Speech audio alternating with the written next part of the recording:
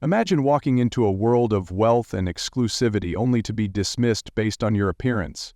That's exactly what happened when Elon Musk went undercover at an elite golf club, testing how people treat those they assume have nothing to offer. The sun hung low over Palm Beach, Florida, casting golden light over the manicured lawns of the prestigious Oceanview Golf Club, a sanctuary for the ultra-wealthy. Here, business deals were sealed over rounds of golf, fortunes were flaunted through exclusive memberships, and the clink of champagne glasses echoed beneath grand verandas. It was a world where status was currency, where even the smallest details, the brand of one's golf clubs, the stitching of a tailored polo, the make of a wristwatch, dictated how one was perceived. The club was a microcosm of privilege and exclusivity, a place where the rich reaffirmed their superiority, while the less fortunate remained on the other side of its well-guarded gates. Standing at the entrance, Elon Musk adjusted the weight of the second-hand golf bag slung over his shoulder. His usual polished appearance was gone. In its place stood a man dressed in faded khakis, a worn-out polo, and scuffed sneakers. An unremarkable figure, seemingly out of place in such a refined setting. But this was intentional. Musk wasn't here as a billionaire tech mogul. He was here as an outsider, someone society's elite would normally overlook. For years, he had heard stories of judgment based on appearances, of how people's worth was often measured not by their character or intellect, but by their perceived wealth.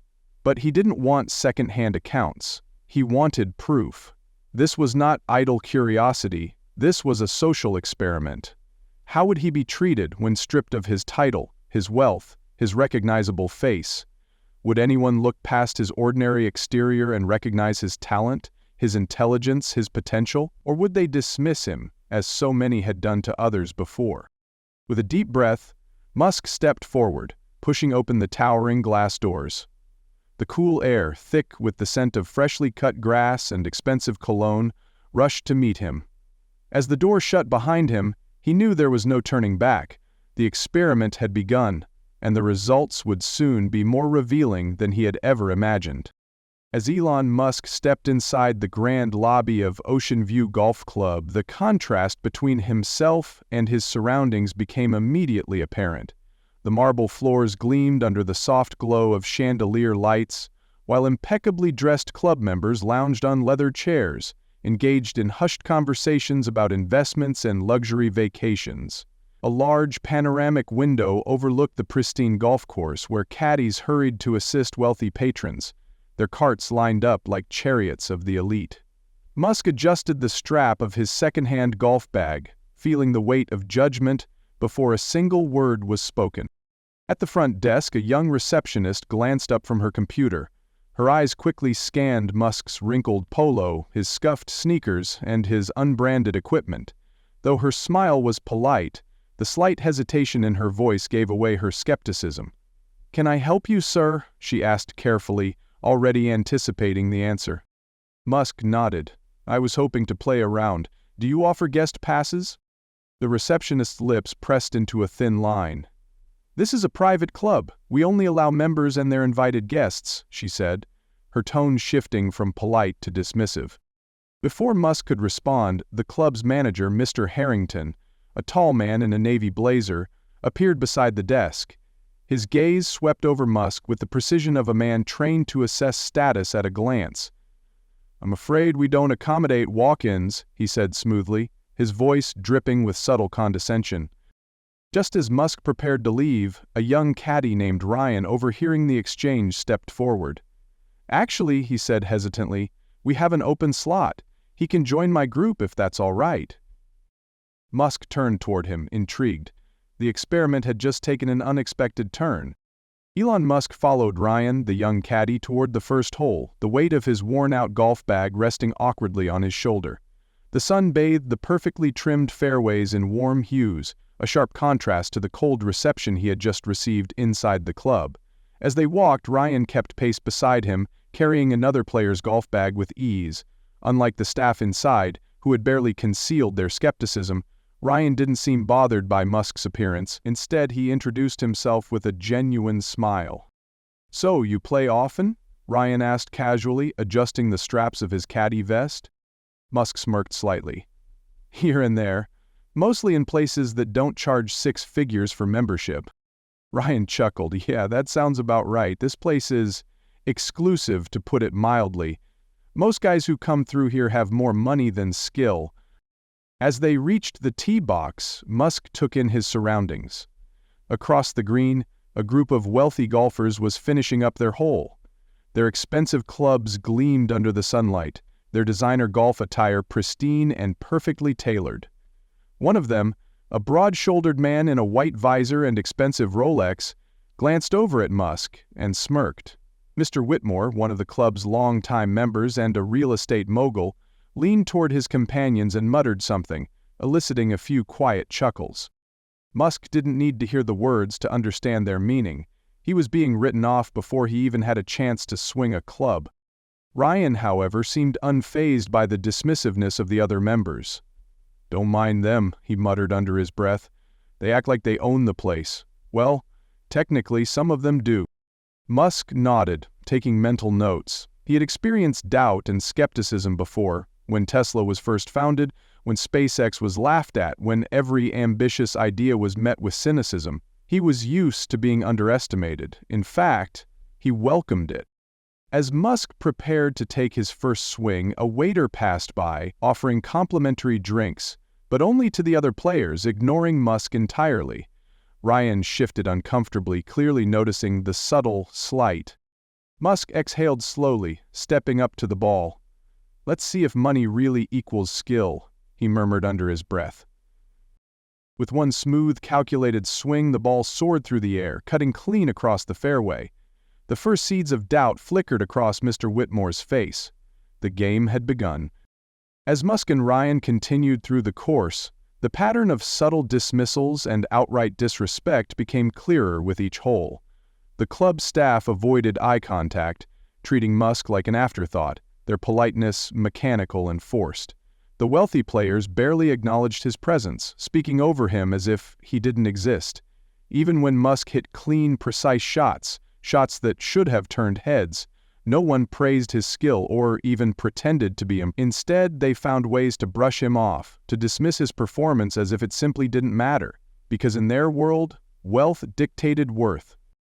At the 4th hole, a server walked by carrying a silver tray of premium refreshments, iced cocktails and imported snacks, luxuries that came standard for Oceanview's elite clientele.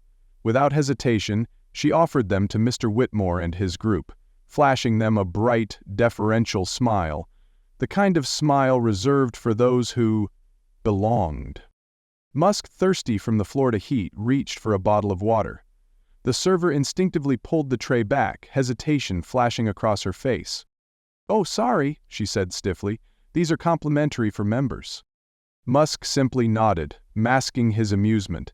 He could buy this entire club if he wanted to.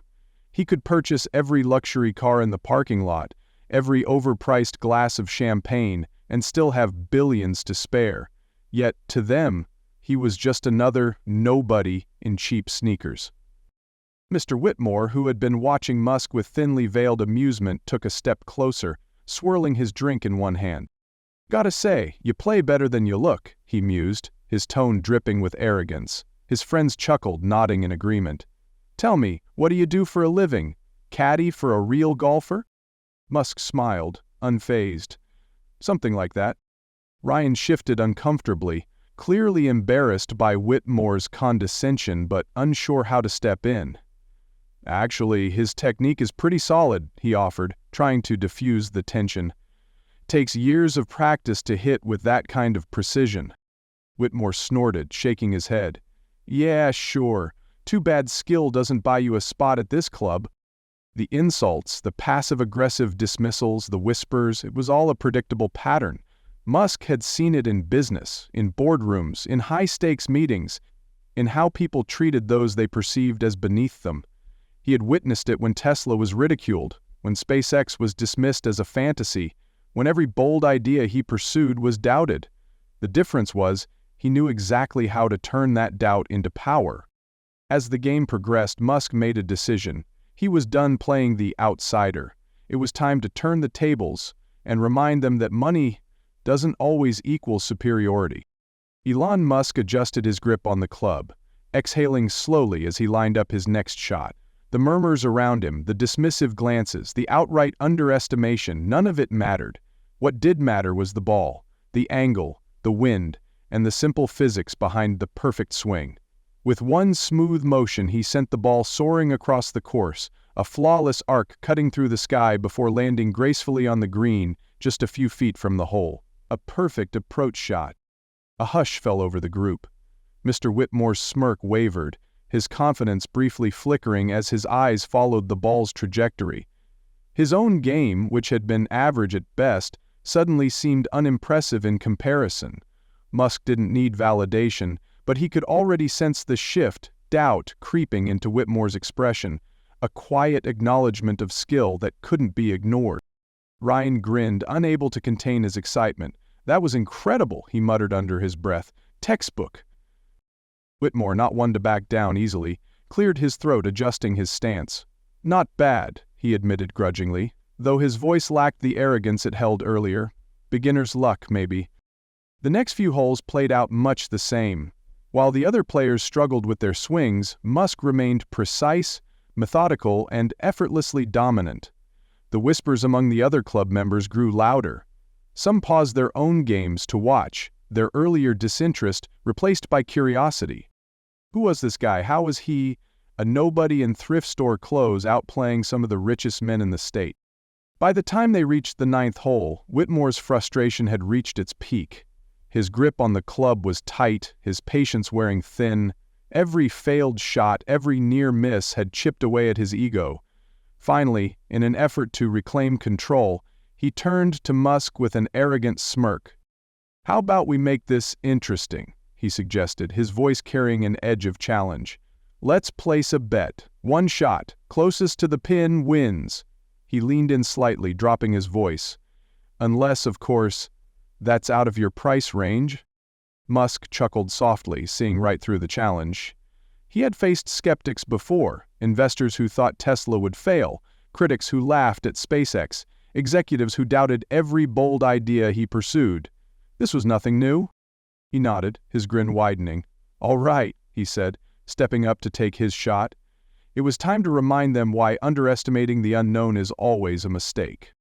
The air was thick with anticipation as Musk stepped up for the shot. With a calculated swing, the ball soared high, its trajectory perfect. It landed just inches from the hole, stopping dead on the green. A murmur rippled through the small crowd that had begun to gather, the once dismissive onlookers now watching with genuine curiosity. Musk turned, catching a glimpse of Whitmore's clenched jaw, his earlier arrogance now replaced with barely contained frustration. Whitmore exhaled sharply, adjusting his stance before swinging, but his shot veered slightly off course, landing several feet away from Musk's ball. The result was clear. Silence. Musk let it linger for a moment before casually reaching into his pocket and pulling out a sleek black platinum card, the kind reserved for Tesla's top executives. The distinctive metal gleam caught the sunlight, its significance unmistakable. Whitmore's eyes widened. A few spectators gasped audibly. The club staff, who had ignored Musk all day, suddenly straightened, their once dismissive expressions shifting into shock and discomfort. The weight of realization hit them all at once. "Elon? Musk?" Ryan was the first to say it, his voice barely above a whisper.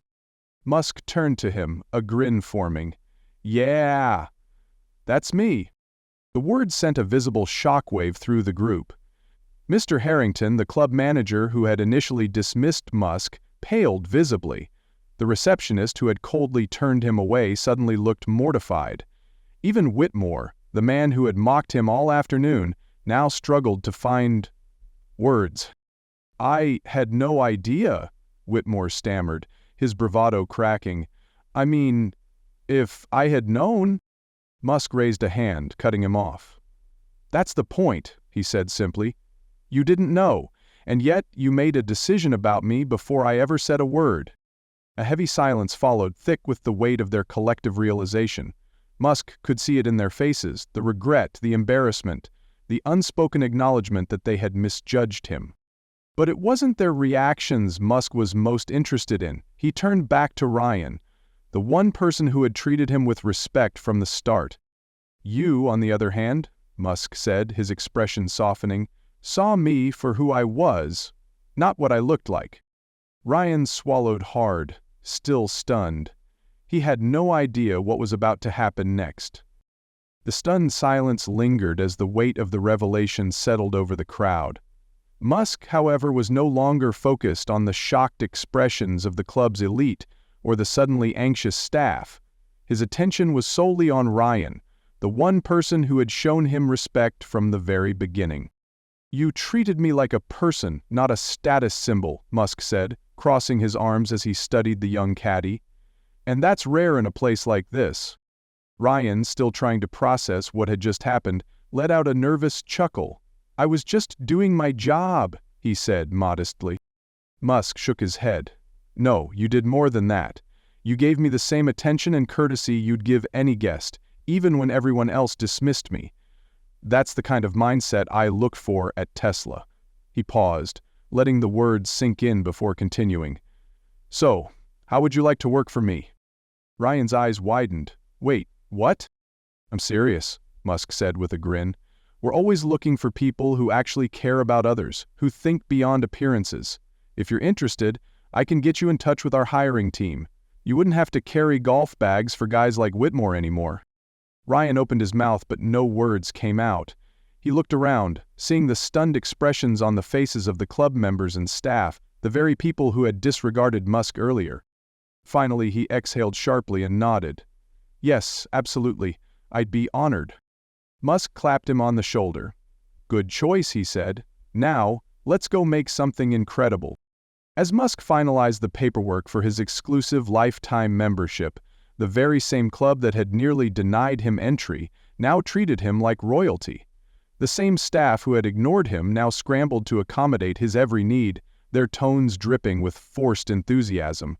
But Musk wasn't interested in their sudden change in attitude. He had already proven his point. Before leaving, he turned to face the silent group of club members, staff, and onlookers who had spent the afternoon judging him based on his appearance.